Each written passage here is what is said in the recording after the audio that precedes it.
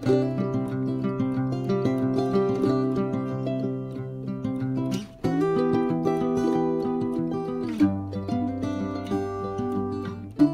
বন্ধুরা, কেমন আছো তোমরা সবাই? সুপর্ণা মাল্টি ব্লগে তোমাদের সবাইকে স্বাগত জানাই। এখানে দেখো আমি জিরেটা কি সুন্দর পেস্ট করে নিয়েছি। সবাই বলে মিক্সচারে নাকি জিরে ভালো পেস্ট হয় না, তো এর জন্য আমি জিরেটাকে প্রথমে একটু গরম জলে ভিজিয়ে রেখেছিলাম। তারপর ওর মধ্যে দিয়েছি টমেটো, কাঁচা লঙ্কা আর পেঁয়াজ। পেঁয়াজ না দিলেও হয়, টমেটো দিলেই কিন্তু খুব সুন্দর পেস্ট হয়ে যায়। আর আজকে এখানে রান্নার জন্য নিয়েছি মূলো শাক, লাউয়ের চোচা, আলু ভাজি, আর ওদিকে রয়েছে সরপুঁটি মাছ। জানি না তোমরা কি নাম বলো।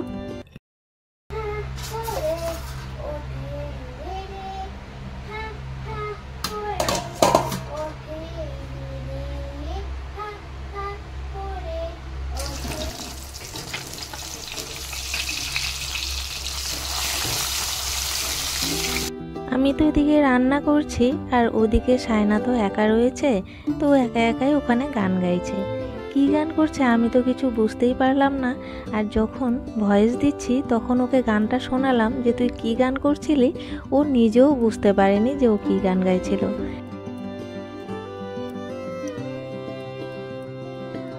সারাদিনে আর ভিডিও করতে পারিনি, ওইটুকুই শ্যুট করেছিলাম। তারপর রাতে এই দৃশ্য দেখে ভাবলাম তোমাদের সঙ্গে একটু শেয়ার করি। কি ভেবেছিলে প্রথম? ওটা আমি ছিলাম। প্রথমে পেছন থেকে আমিও ঘাবড়ে গিয়েছিলাম যে কি, এটা তো আমাকে দেখতে পাচ্ছি সামনে।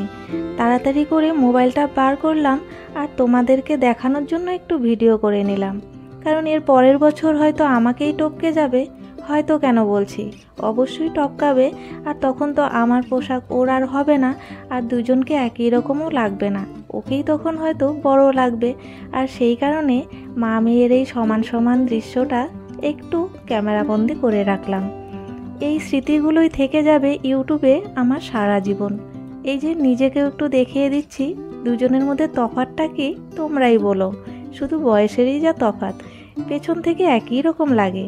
আমার মাকে আমাকেও এরকম লাগতো।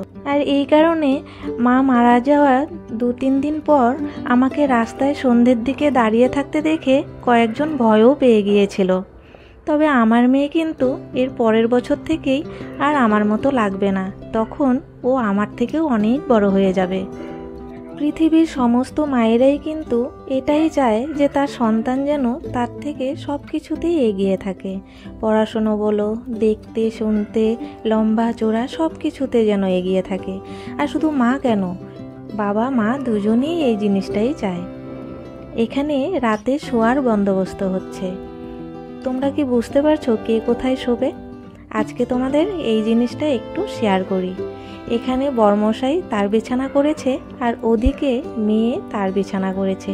এবার আমি কোথায় শোবো সেটা একটু তোমরা কমেন্টে জানিও তো, যদি বুঝতে পেরে থাকো এই মুহূর্তে। কারণ একদম শেষের দিকে তোমাদের জানিয়েই দেব, কিন্তু সঠিক তোমরা বুঝতে পেরেছিলে কি না সেটা হ্যাঁ বা নাতে কিন্তু তোমরা কমেন্টে জানিও, যে কোন বিছানায় আমি শোবো সেটা তোমরা বুঝতে পেরেছো এই মুহূর্তে।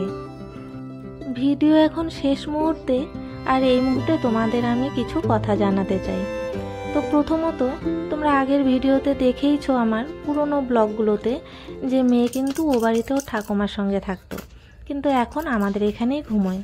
আর দ্বিতীয়ত, আমার যে কাকাতো ভাই মারা গিয়েছিল তার কিন্তু 1 বছর হয়ে গিয়েছে। তো তার শ্রাদ্ধের ব্লগ যে আমার ভাইরাল হয়েছিল, তোমরা নিশ্চয়ই চেনো ওকে। কিন্তু ওর বছর কি তেমনভাবে করা হয়নি, শুধুমাত্র কীর্তন দেওয়া হয়েছে। আর আমি তো যেতে পারিনি, আমার মেয়ের তো পরীক্ষা শুরু হবে, এই 4-5 দিন বাকি আছে, তো তার জন্য তোমাদের দেখাতেও পারলাম না, তাই এখানে একটু জানিয়ে দিলাম। আর এদিকে আমার যে ওই বান্ধবীর জামাইবাবুর কথা বলেছিলাম কালী পুজোর পরে মারা গিয়েছিল, তো তারও কিন্তু মাঝমুখে গিয়েছে কাল। তো এই কয়েকটা ঘটনা তোমাদের এখানে জানিয়ে দিলাম, আমারও স্মৃতি হিসেবে থেকে যাবে ভিডিওতে যে কবে কি হয়েছিল। কিন্তু আমি ওই ভাইয়ের বছরকিটা কিন্তু তোমাদের সাথে শেয়ার করতে পারলাম না। সামনেই পরীক্ষা, এদিকে সর্দি কাশি বাঁধিয়ে বসেছে, তাই ওই যে ওষুধ খাচ্ছে। আর আমিও আমার রাতের সমস্ত কাজ সেরে ফেললাম শোয়ার আগে, এগুলো আমার প্রতিদিনকার রুটিন। আর কেউ তোমরা হেসো না, মাথায় তেল দিয়েছি তাই একদম ঘোড়ার লেজ হয়ে গিয়েছে চুলটা। তো চলো তোমাদের শেষের দিকে দেখিয়ে দিই কার সঙ্গে ঘুমোলাম আমি। তো চলো ভিডিওটা এখানেই শেষ করছি। সবাই সুস্থ থাকো, ভালো থাকো। ভিডিওটা যদি ভালো লাগে একটা লাইক করে দিও। টাটা।